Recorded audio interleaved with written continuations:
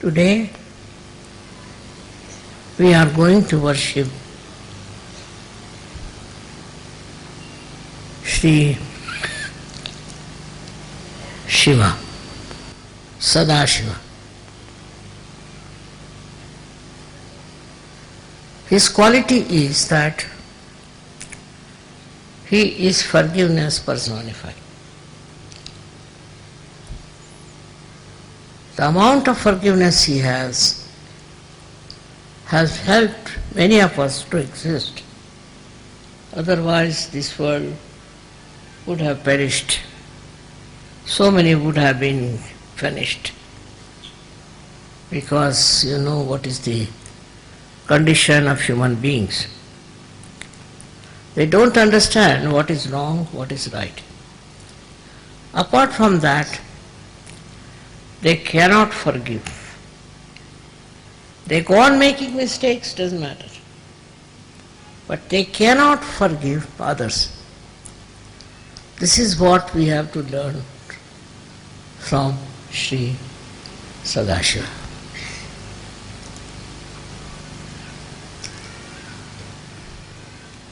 आज हम लोग श्री सदाशिव की पूजा करने वाले हैं। इनका विशेष स्वभाव ये है कि इनकी क्षमाशीलता इतनी ज्यादा है कि उससे कोई इंसान मुकाबला नहीं कर सकता। हर हमारी गलतियों को माफ करते, वो अगर न करते तो ये दुनिया खत्म हो सकती थी, क्योंकि उनके अंदर वो भी शक्ति है जिससे वो इस सृष्टि को नष्ट कर सकते। इतने क्षमाशील होते हुए भी ये शक्ति उनके यहाँ जागृत और बढ़ती रहती। इसी शक्ति से जिससे वो क्षमा करते हैं, उसी के परिपाक से या कहना से अतिशयता से फिर वो इस संसार को नष्ट भी कर सकते। तो पहले तो हमें उनकी क्षमाशीलता सीखनी चाहिए। किस कदर क्षमाशील, छोटी छोटी चीज़ों को लेकर के हम लोग झगड़ा करते हैं, छोटी छोटी बातों पर हम झगड़ा करते हैं, पर ये किस कदर क्षमाशील हैं और क्षमा करते करते उस चरम सीमा पर पहुंच जाते हैं जहां से इनके अंदर ये नष्ट करने वाली शक्ति जागृत होती है।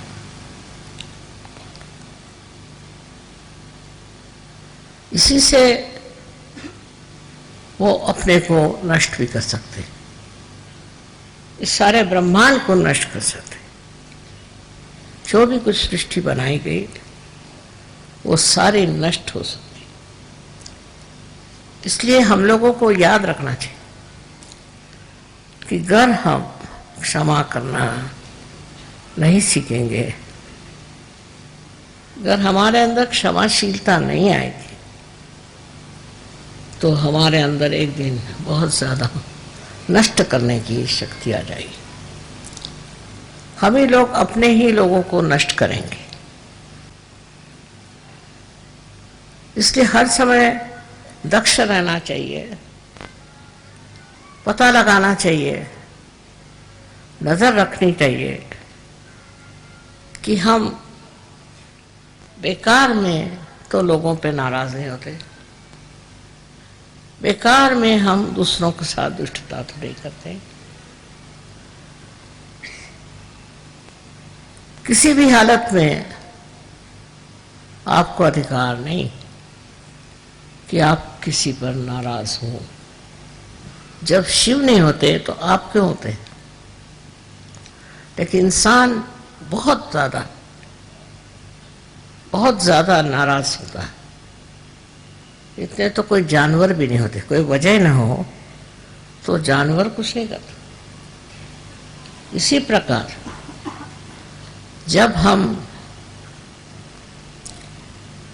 छोटी छोटी बातों पर बिगड़ते हैं तो याद रखना चाहिए कि एक शक्ति है शिव की, वो भी हमारे अंदर कार्यान्वित है, और वो यही है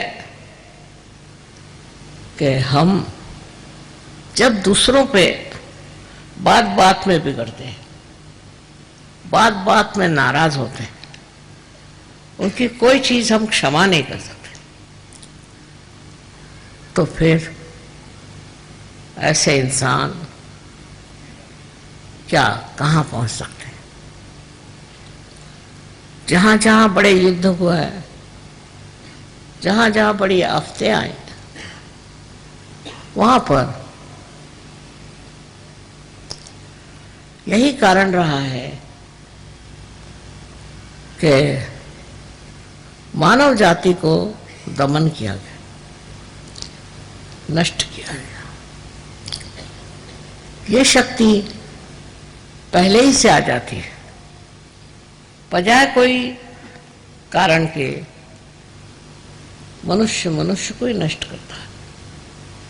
हर जगह उसकी ये प्रक्रिया क्यों होती है और कैसे होती है, ये बात हम लोगों को सोचना नहीं।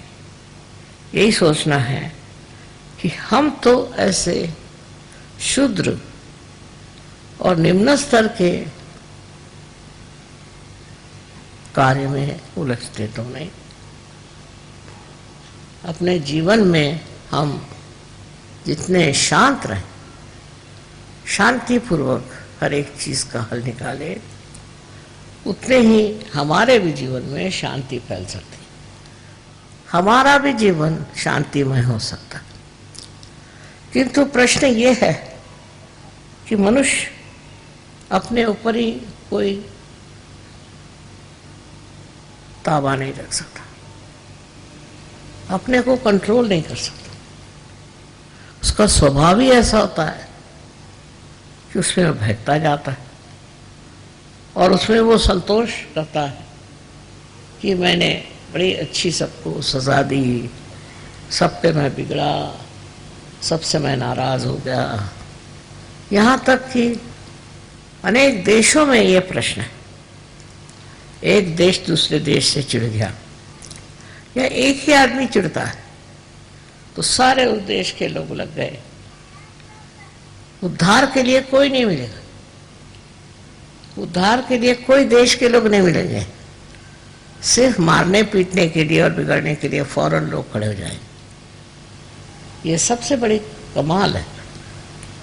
अगर किसी से कहो कि हमें यहाँ उद्धार करना है, वो कहे अच्छा आप करिए, हम देखते रहेंगे। पर वही अगर कोई आदमी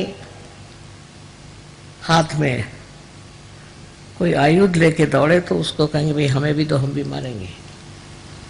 ये मनुष्य की तबीयत समझ में नहीं आती। किसी को मारने पीटने में और किसी को तंग करने में और किसी पे गुस्सा करने में मनुष्य को इस कदर क्या सुख मिलता है। पर अब देख लीजिए, रास्ते पे जाते जाते देखा कि एकदम भीड़ लग गई, क्या हुआ, कुछ झगड़ा हो गया, तो आप वहां क्या कर रहे हैं? कोई तो कहेंगे हम भी उसमें शामिल हैं और कोई तो कहेंगे कि हम देख रहे हैं। ये हमारे अंदर जो एक प्रकृति में अजीब सी चीज आई हुई है, ये हमारे अंदर से निकालने वाला एक ही है, वो है शिव शंकर। इनकी आराधना से, इनको पूजने से और इनको मानने से, हृदय से मनुष्य का उस क्रोध, गुस्सा नष्ट हो जाता। आश्चर्य की बात है कि कृष्ण ने भी सबसे बड़ा दोष मनुष्य का क्रोधात भी जाए थे। क्रोध के साथ में ये सब चीजें जागृत होती है। अपने यहाँ तो लोग बड़े गर्व से कहेंगे मुझे बड़ा गुस्सा आया उस पर, मैं बहुत नाराज हो गया उस पर। इसमें कोई मनुष्यता मुझे तो दिखाई नहीं देती।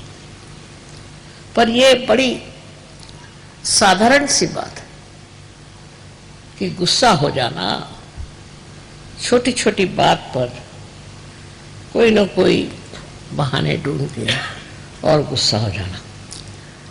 फिर जब ये सामूहिक हो जाता है गुस्सा, उस सामूहिक गुस्से से बड़ी बहुत सारी बातें हो जाती हैं, युद्ध हो जाते हैं, बहुत सारे घर मिट जाते हैं, बहुत सारी कुटुंब व्यवस्था खत्म हो जाती है।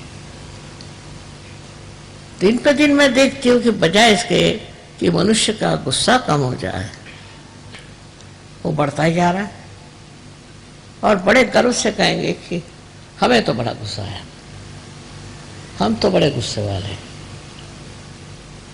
I know you want me to speak in English language only, but people who don't know English are outnumbering you.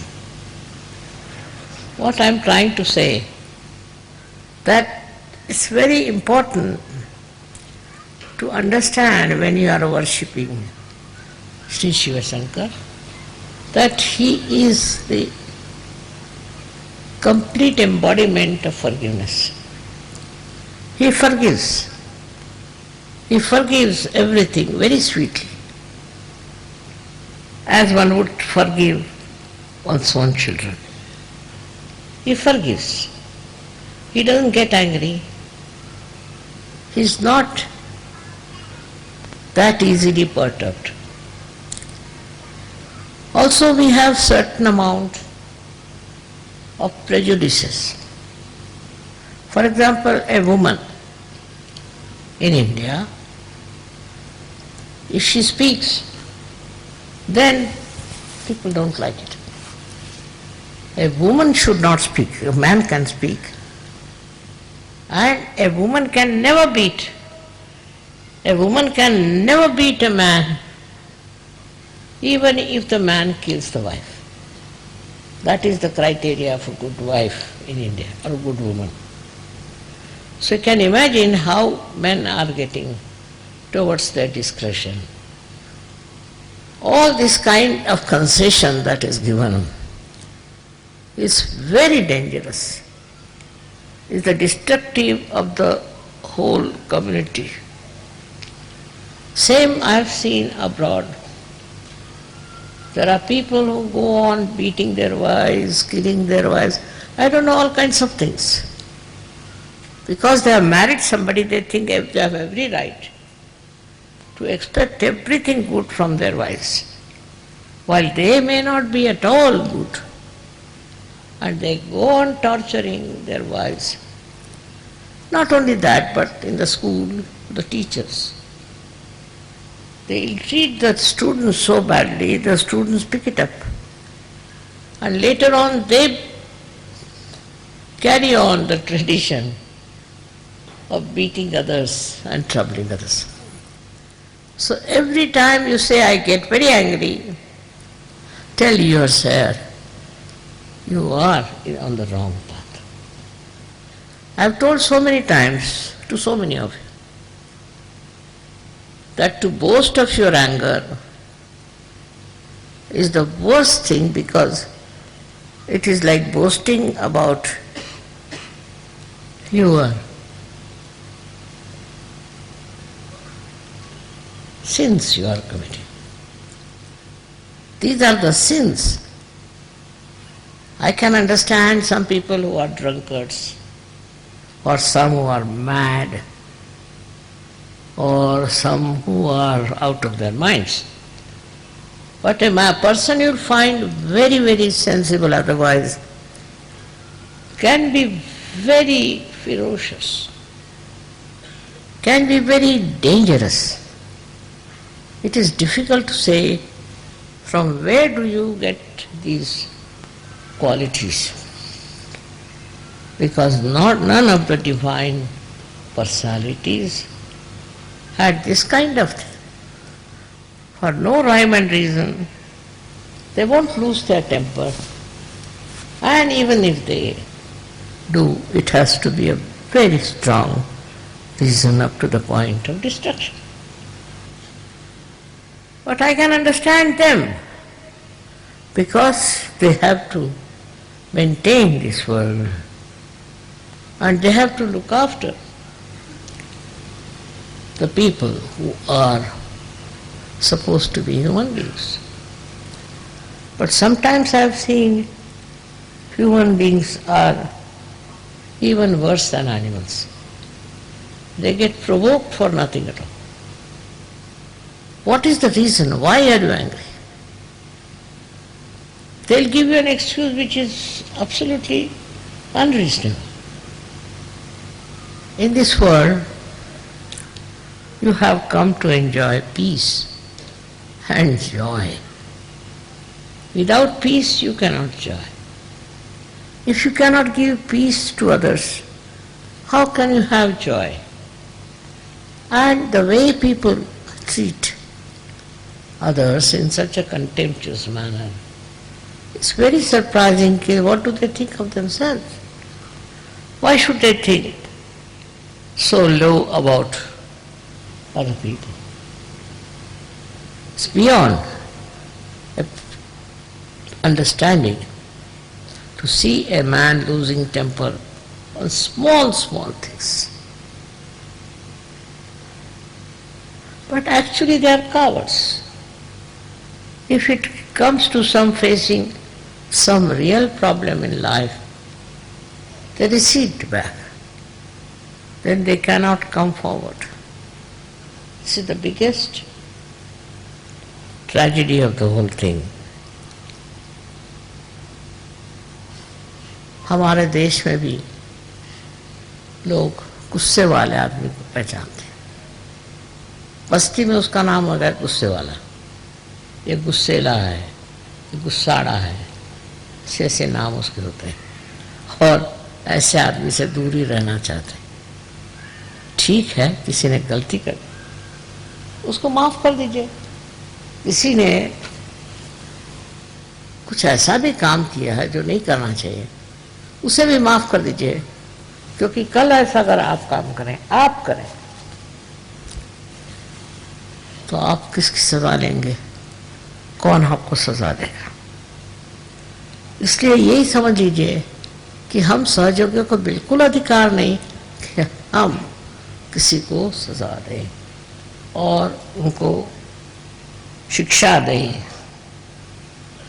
बहुत से लोग तो मैंने देखा बड़े खोपड़ी पर जमा हो जाते। शिव जी को जिसने मान लिया वही असली पार है।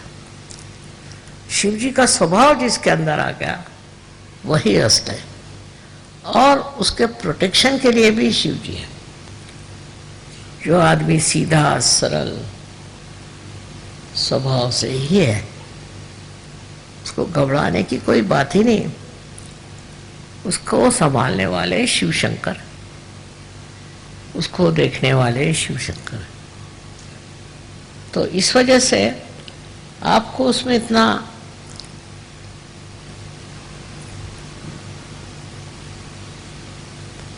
प्रश्न क्या है? क्यों आप किसी से नाराज होते?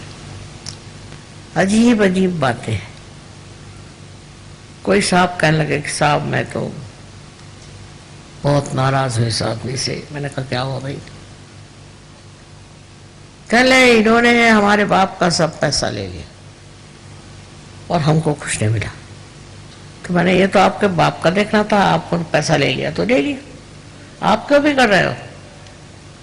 कहने इसने कहना चाहिए था किसको कि हमारा पैसा आप दे दीजिए। आप दे देते, आप ऐसा काम करते क्या? फिर आप क्यों चाहते हैं कि वो दूसरा आदमी जो है वो कह दे कि इसको इतना का पैसा दे दीजिए? सारी अच्छाई आप दूसरों से उम्मीद रखते हैं, सारी बुराई जो है उसको आप माफ ही नहीं कर सकते। और जो कोई करता है तो उसके लिए आप सोचते हैं कि इसका तो सर्वनाश होना चाहिए। जब तक मनुष्य पार नहीं होता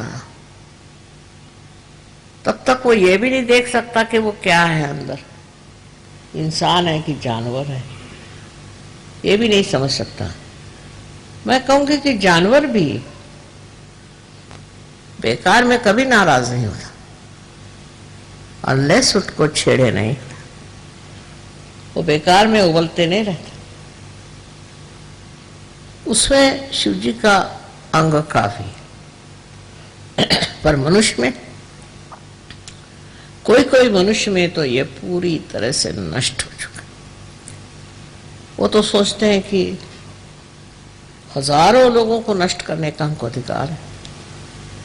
एक वो हिटलर साहब हो गए, उन्होंने न जाने कितने लोगों को मार डाला, वो एक छोटा सा बच्चा तो नहीं पैदा कर सके और इतने लोगों को उन्होंने मार डाला। क्या सोच करके, अपने को वो क्या सोचते थे? और उन जिन लोगों को मारा है उनकी फैमिलीज नष्ट हो गई, उनको माने सारे देश खराब हो गए, तो वो अपने को क्या समझते थे लाट साहब? इस प्रकार के दो चार तो निकलते ही हैं, पर आपको तो इनका उदाहरण नहीं लेना चाहिए। आपके लिए ठीक है, आप सहयोगी हैं, इसलिए आपको क्षमा करना चाहिए। बड़े तबीयत के जो लोग होते हैं वो क्षमा कर देते, क्योंकि क्षमाशीलता बहुत जबरदस्त होती है। और यही बात है हमारे शिव शंकर की, इसीलिए उनको सबसे ऊंचा भगवान मानते। स्वयं के लिए उनको कुछ नहीं चाहिए, कुछ भी कपड़े पहन लेंगे, नहीं तो बदन में राख लगा लेंगे, कैसी भी स्थिति हो रह लेंगे, उनको कोई चीज की जरूरत नहीं। पर अगर कोई आदमी किसी के साथ बहुत ज्यादती करता है तो अंत में वही उसका नाश करते। इतनी क्षमा की शक्ति उनमें है, उतनी ही उनमें नष्ट करने की शक्ति है। इसका कारण क्या है? कारण ये है कि मनुष्य उनको देखकर ये समझ ले कि अगर आप किसी के साथ बहुत ज्यादती करेंगे तो आपका ठिकाना हो जाएगा। अब ये सब लोग गए कहाँ? बड़े बड़े आए थे रथी महारथी, इन्होंने इतने धंधे करे और ये गए कहाँ? इनका बड़ा नाम था, बहुतों को मारा, बहुतों को खत्म किया, बहुत से देश के देश खत्म कर दिए। आज वो है कहाँ? उनका कोई फोटो भी नहीं लगाता, उनका पुतला तो खड़ा करना छोड़ दीजिए, उनकी शक्ल नहीं देखने जाते लोग। इस तरह का चरित्र आपको अपना नहीं बनाना चाहिए। थोड़ी देर ये समझ लीजिए कि आपके नाराज स्वभाव से हो सकता है कि लोग आपसे डरें और डर के मारे बहुत से काम करें, पर जो काम डर के साथ होता है उसमें क्या मजा है, उसमें क्या विशेषता है? एक सोचने की बात है कि आपने कितने लोग दुनिया में जोड़े हैं अपने, और कितने लोगों को नष्ट कर दिया, कितने लोगों से झगड़ा हो गया। कोई कोई लोग होते हैं उनका तो धर्म है झगड़ा करना, उठे बैठे झगड़ा करना। कोई तो भी उनके अंदर एक लालसा होती है, सवेरे से झगड़ा हुआ, दिन में उससे झगड़ा हुआ, शाम को उससे झगड़ा हुआ। ऐसा स्वभाव जिस आदमी का हो जाए उसे तो लोग भागते हैं। वो अगर सामने से आते दिखाई देंगे तो लोग उड़ जाएंगे दूसरे रास्ते। इससे प्रेम नहीं बढ़ सकता। सहयोग तो पूरा प्रेम का कार्य है। इसमें देखिए हमें बड़े बड़े उदाहरण, ईसा मसीह ने सूली पर चढ़कर कहा था कि हे प्रभु इनको क्षमा कर दो, क्योंकि जानते नहीं क्या कर रहे। इसी प्रकार हमारे अंदर एक क्षमाशीलता आ जाएगी तो हम भी शिव जी का क्या कहना चाहिए कि शिव जी का सामर्थ्य को प्राप्त करें, उनके गुणों को प्राप्त करें। गुस्सा करना, नाराज होना, ये तो कोई खास चीज नहीं। और इसलिए आज के दिन सबको हमको विचार करना चाहिए कि हम लोग किस कदर दूसरों पे हावी रहते और दूसरों को नष्ट करना चाहते हैं। खासकर हमारे देश में तो मर्दों ने बहुत जुल्म ढाए औरतों पे, और अब भी कर रहे हैं। उसमें सहयोगियों को नहीं फंसना चाहिए, ये बेकार की चीज है, इसका कोई अर्थ नहीं लगता। शिव जी के आज पूजन में आप लोग सब अपने मन में संकल्प करें कि हम गुस्सा नहीं करें, चाहे कुछ हो जाए हम गुस्सा नहीं करें। गुस्सा का कोई उपयोग ही नहीं, तो क्यों गुस्सा करते हो? अपनी तबीयत खराब होती है। इसलिए आज सब लोग शिव जी को याद करें और उनके गुणों को प्राप्त होने की कोशिश करें। अनंत आशीर्वाद।